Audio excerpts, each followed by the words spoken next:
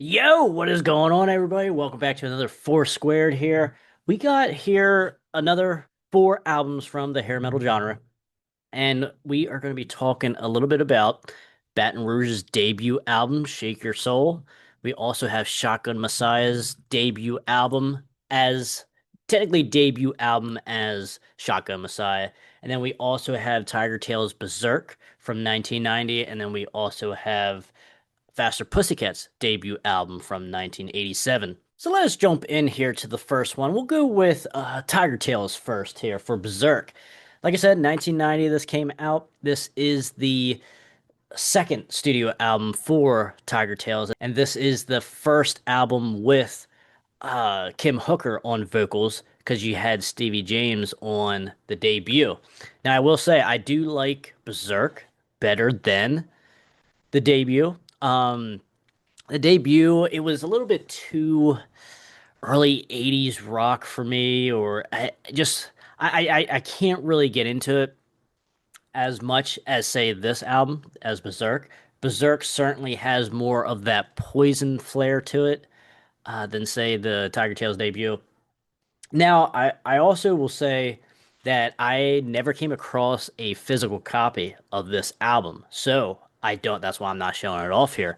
I now, which is strangely enough, I remember when Berserk 2 came out in like the late 2000s, mid 2000s, and I bought that like within the first year that it came out. And that's actually a pretty decent sequel, if you will, to this, to Berserk 1, basically.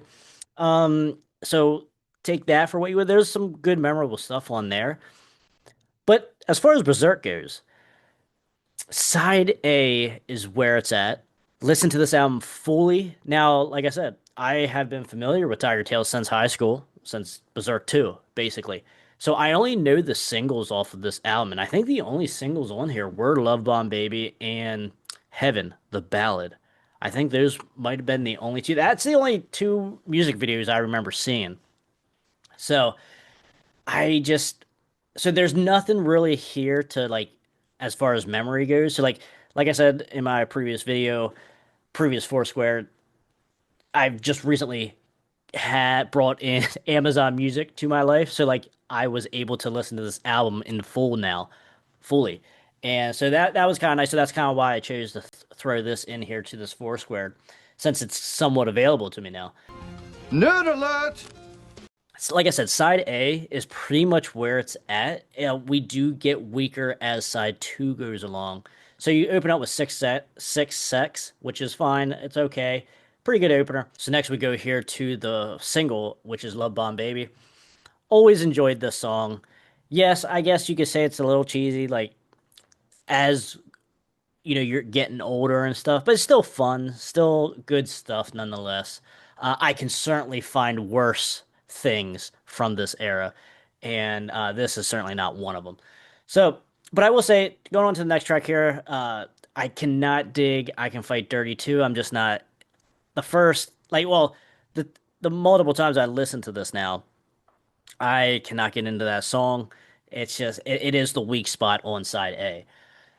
So now going into noise level critical, I do kind of like it. It's kind of has like a mid-tempo groovy vibe to most of that song. I do kind of like how in the beginning it's like a radio DJ that is talking about Love Bomb Baby, which is kind of weird to hear Love Bomb Baby in like a distant background as the intro when you just got done listening to I Can Fight Dirty too. Now, I kind of first thing that came to my mind is why wouldn't you just put this track then right behind Love Bomb Baby instead of like revisiting it after another song? So I don't know. I might have to sit with that a little bit more just to see. Maybe it's because I just don't care for I Can Fight Dirty too. So I don't know. So moving on here to the ballad, the final track on side A. It's fine. I might have, like I said, I might have to sit with this a little bit more too. It's not bad, but it's not a top 50 ballad though at the same time. So I do enjoy the piano on it. Like Kim Hooker's vocals on here is fine. Same with Berserk too. I'm cool with his lyrics. I do prefer his vocal style in Tigertailz than say Stevie James. Because I mean I like Stevie James as well, like on his solo work. But just man, that first album, Young and Crazy. There's not much on there I can really dig. I don't know, it's just a different type of style. So now moving on to side two, we got Love Overload, which is actually pretty good. That's a good opening track for side two. But then you move to Action City, Twist and Shake, Squeeze It Dry. I don't need to hear these again. If I ever get a physical copy of this, those three tracks will certainly probably not make the iPod, unless there's some serious growing on those tracks for me. And then you finish off with Call of the Wild, which is actually a decent song. I can dig that as the final track on this album. Awesome album cover as well. Do really dig it. I certainly like it more than Berserk 2. Although Berserk 2 is fine, but just in more of a modern and close-up feel to Berserk 1 as far as the album cover goes. Berserk 2 is, like I said, it's a fine sequel. Is it better than, the original? I would probably say not, but it's actually probably closer than what you think. And I'll just leave it at that. Maybe that's another topic, another rabbit hole we can go down in the future here, comparing the two Berserks. But yeah, like I said, I just don't have much memory with this album. I've listened to it a total in my life probably now like 5 to 10 times.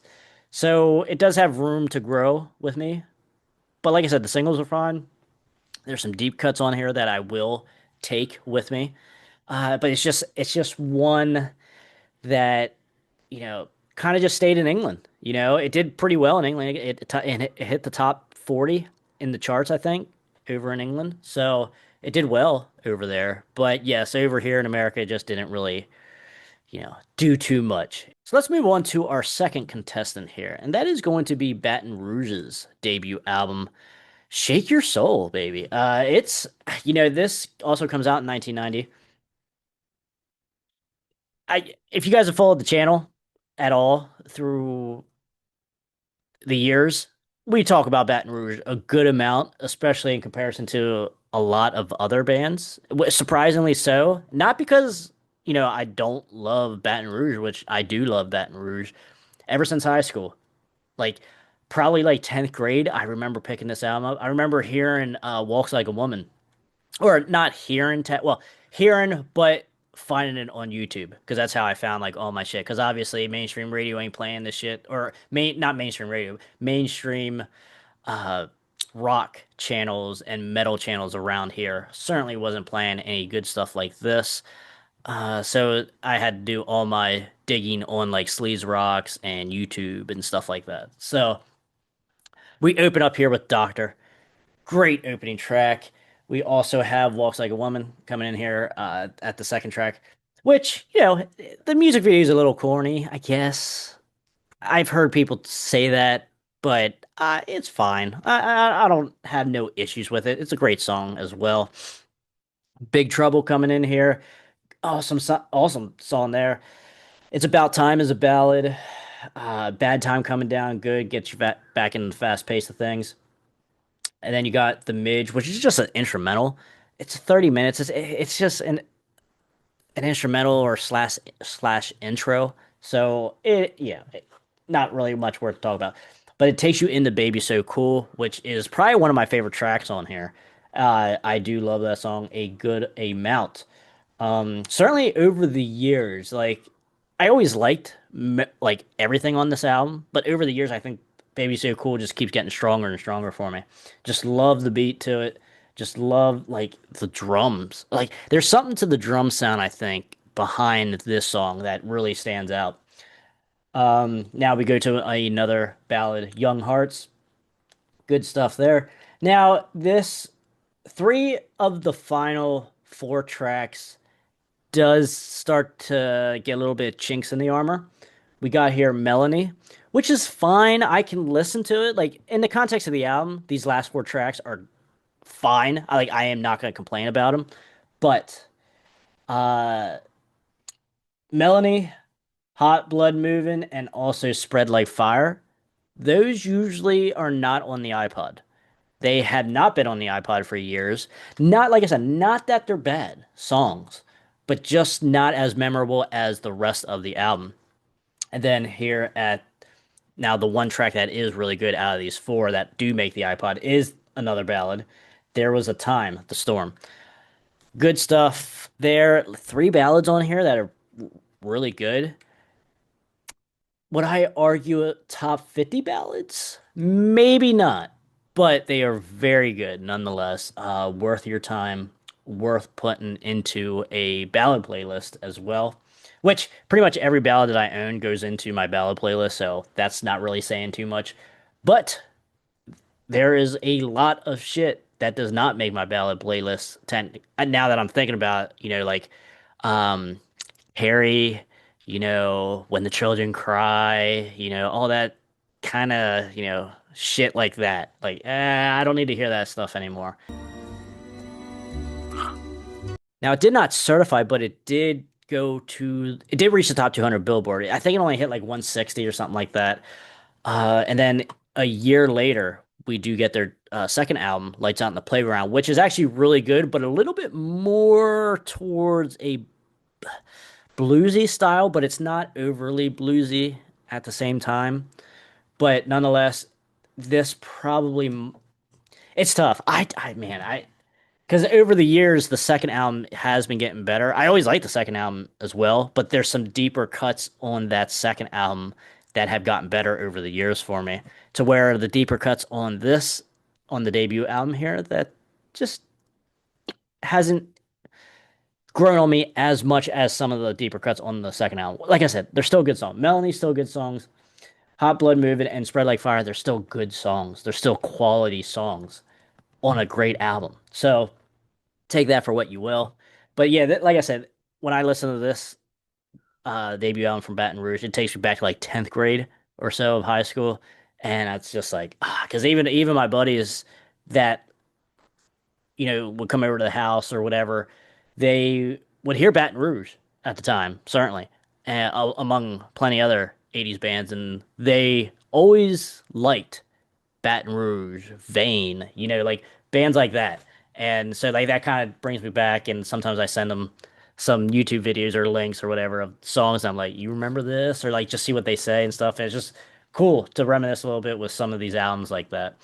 So that is Baton Rouge's Shake Your Soul. So moving on here to the third contestant, we got Shotgun Messiah's debut album. So now this is Shotgun Messiah coming off of Kingpin, which is pretty much all of the same guys, except the drummer, I think. Correct me if I'm wrong in the comments about that. But as far as Shotgun Messiah goes, this is their debut album. Now, there are some material from Kingpin that does make it onto this album. But nonetheless, you got Zinny on vocals here, and then after this album, Zinny ends up leaving or getting fired, or one of the two. Either way, he's not there on the next two albums for Shotgun Messiah. And you still have everyone else, and then you have Tim Sköld moving into vocals for those last two albums. So as far like okay, so speaking of high school memories, this takes me back to senior year of high school. And that was some fun times. That brings back good memory, I don't want to say the Baton Rouge because, like I said, that was like 10th grade. Now, don't get me wrong, I was still listening to Baton Rouge in 12th grade. Okay, and even 20 years later, here we are. But with Shotgun Messiah here, there was a lot of stuff going on playlist. And like I was just starting to drive then at that point. I had my motorcycle like riding the motorcycle to school because I had my like motorcycle permit before I even had my car license. I had my car permit. So I had my car permit and my motorcycle permit before I had my car license. So like when I had the choice, I was taking the motorcycle to school. And I didn't really have a car till the second half of senior year. So, and then that's really when this album started creeping in was during halfway through senior year. It was springtime, getting warm again, getting fun. Like you can see the light at the end of the tunnel as far as school goes. So like yes, definitely this brings back fun memories, like just good stuff all the way around. But as far as the track listings go, the lead off track, Bop City. This is an awesome song. Awesome kind of groove to it, but a fun groove. It's not like a heavy, serious groove. like when you would say groove metal, like a Pantera or anything. Nothing like that, but just fun as hell. I really enjoy Zinny's vocals on this album. Now, which is actually, I want to make the point of I really like Tim Sköld's vocals on next two albums as well. Like his vocals I do like, but I also like Zinny's as well on this album.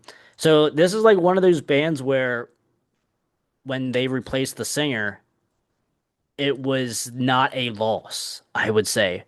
But is it technically a gain though as well? I guess I get if you because they are two just pretty distinctly different vocal styles and vocal sounds.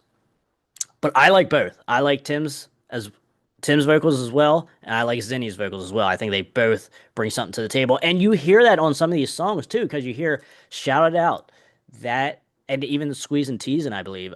You hear them going, Tim and Zinny kind of going back and forth in the chorus, and it's just a really cool dynamic for Shotgun Messiah on this album.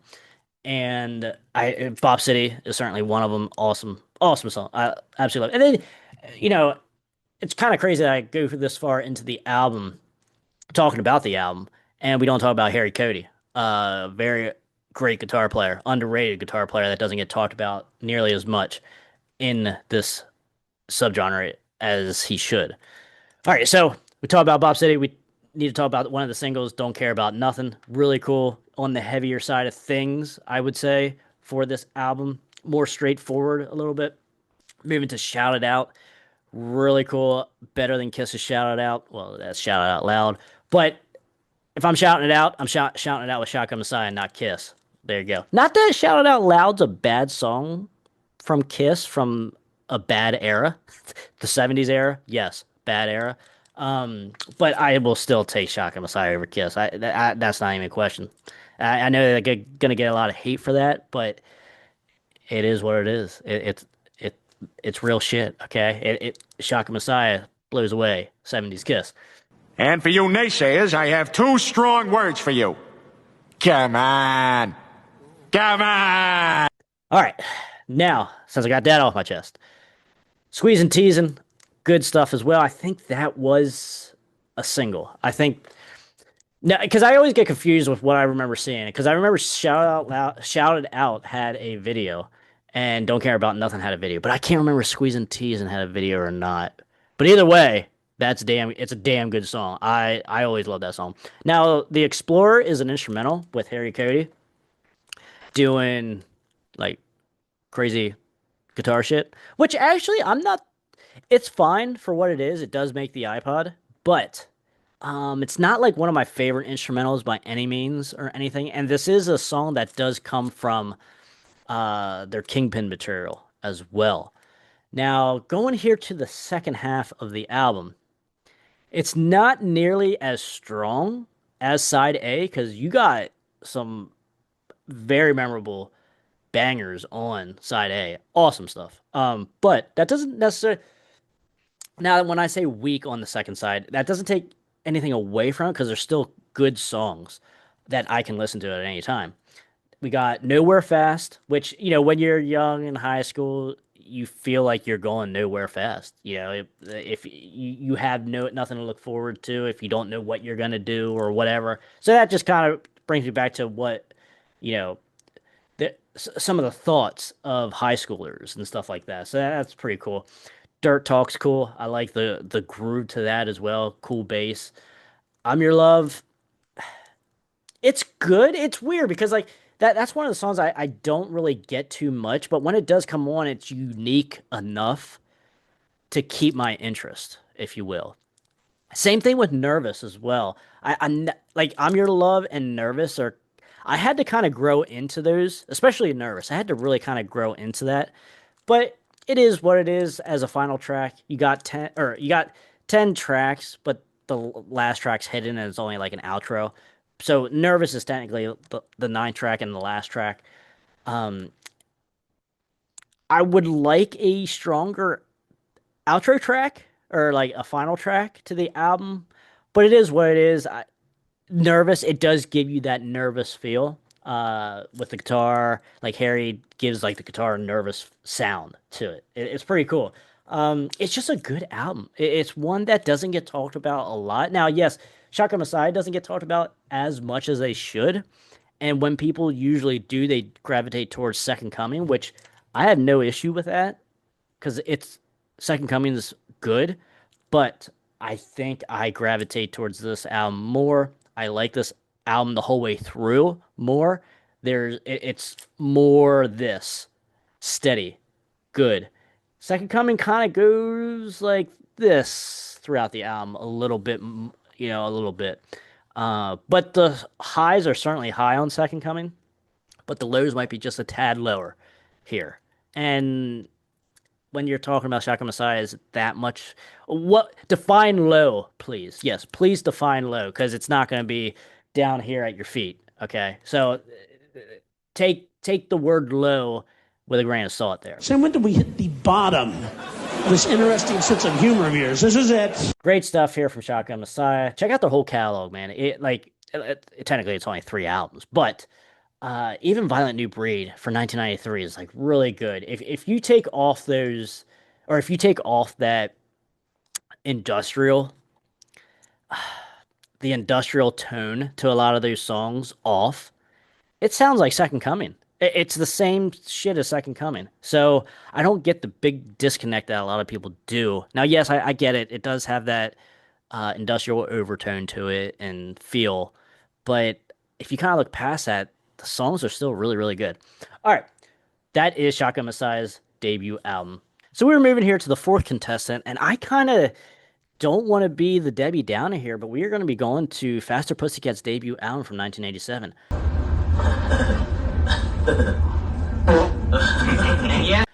I can, I will just say I'm not the biggest Faster Pussycat fan. I like them. Don't get me wrong. I like them. But it's just not a band that I get too much. And, I have this album. I think I just have the CD. I don't even think I have the case, to be quite honest with you. Somehow I came across the CD throughout the years, and I just have the CD. But yeah, I was just, and there must have been a reason why I never ended up getting the full everything of this album. And when I was listening to it this week for this episode, I'm like, now I kind of remember why. I don't even want to waste my time with looking for a physical copy, which is kind of crazy to say because a lot of people absolutely love this album and think it's one of the cornerstones for sleaze metal. And man, I cannot get there with this album. So let's just go through a little bit here. Don't Change That Song and Bathroom Wall. Those were singles on here. Good. They're good songs. I'm not taking anything away necessarily from this album or if you like this album or whatever. But man, when I listen to it, when I was in my late teens, I could not get into this album apparently. And, up until 10, 15 years later, I'm revisiting this and I'm like, I don't see it. I don't hear it here. Now, like I do when I visit Faster Pussycat, I do always visit Whipped for some reason, their third album. And, a lot of people don't really care for that album. But they got a little bit, I don't know if it's just a little bit more serious with it. It's certainly not this album per se. And I think one of the things on this album here, though, too, which kind of annoyed me when I was listening to this week, Tammy's voice. I like Tammy's voice, but on this album, man, like, it's just kind of whiny and a little annoying and scratchy. Like, now, when you get to Whipped, it's more clean. It's more, I don't want to say professional sounding, but it just sounds better. It just sounds better. I don't know how, where, for a lack of a better word, I don't know how to really explain it. Am I wrong? No. Am I wrong? Now you can probably meet that halfway with their next album, Wake Me When It's Over. You get a little bit of both of Tammy here, those styles, and then Whip just goes into total, more clean sounding and not so whiny. That's something there. But the other single off of here was Babylon. I don't get into that either. I don't like that song. Although I will say the Cat Bash, like the minute and a half intro, I guess, or track on Whipped, has that like faster pussycat, like the Ricky Ratman like DJ mix thing. I didn't realize that came from the beginning of Babylon. Because like I said, I always listen to Whipped, so I thought that was kind of like a Whipped, specific Whipped era thing, but no, it was from Babylon. But like Babylon is just okay. I can't get into that. I can't believe that was released as a single, quite honestly, which actually kind of surprises me. Now I will say, No Room for Emotion, the third track, I do enjoy that. I do like that. I always did like that song. Cat House, I like the piano in it, but that's about it. Like I'm not gonna give you shit for putting it on, but I ain't going out of my own way to put it on either. Smash Alley, Shooting You Down, City Has No Heart. I can't get into City Has No Heart. I specifically remember that. Ships Roll In. Even Bottle in Front of Me. I gotta be completely honest with you here. I was not expecting to not like this as much. I thought it was just a thing, like just throughout the years, just never got around to it. But man, I mean, there was something I guess that was just saying, hey, do not buy this. Do not, you know, get the actual case for this or whatever. But man, I don't get it. It did. I actually always kind of thought that this did certify, but I don't see it certified here. It did reach the top 100 in the top 200 Billboard charts, but it didn't certify. Now their next album certified gold, I think, at least, and that's because of the ballad, House of Pain. More than that's really what pushed that over.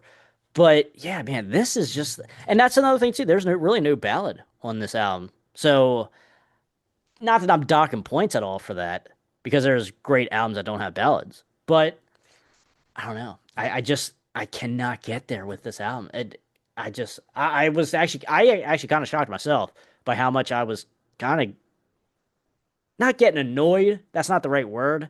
Uh, I don't hear that. What am I kind of hearing? Where am I at here?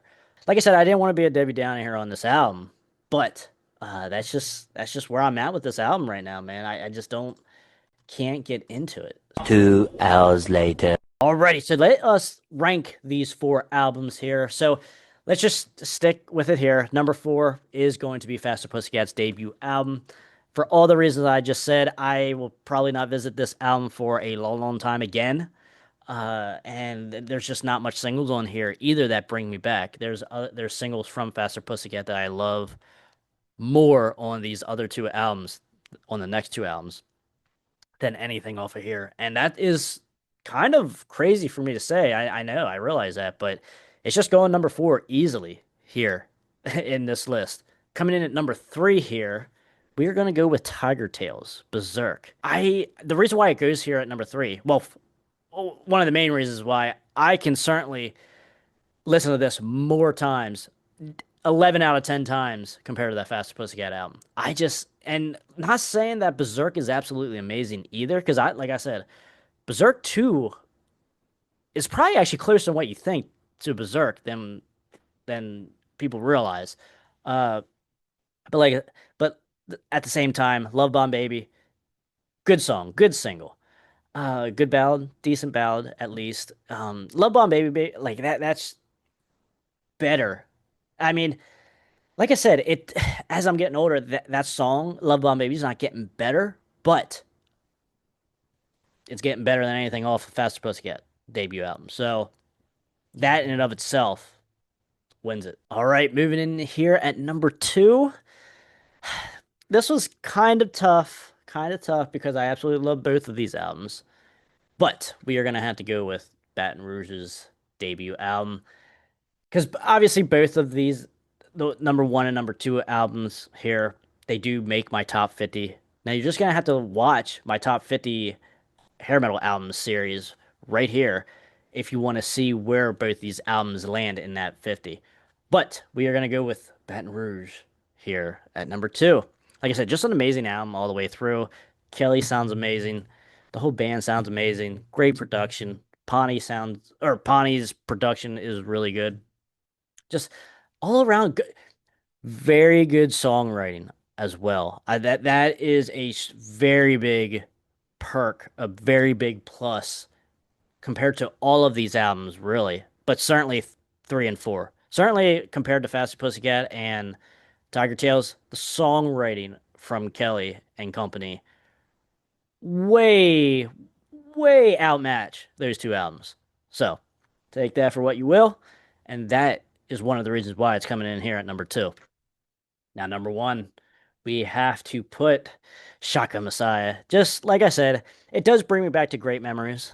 That does play a part in it. But like I said, I put this album on. Same with Baton Rouge. I put this album on. I can listen to everything and enjoy everything on it. Just does not fade. The energy is there. The attitude is there. Great guitar solos. Just great musicianship all the way around. There's that. I don't know how else I can defend it other than you listening to it and absolutely fucking loving it. So there you go. That is our number one here, guys. Shotgun Messiah. So let me know in the comments where I'm right. Let me know in the comments where I'm wrong. Talk to me. Okay, because I know when it comes to music, everyone's wrong, right? There's no one that's right. But guys, until next time, thank you so much for watching. Stay out of that collateral damage. And if you enjoyed this Four Squared, check out the whole series right here.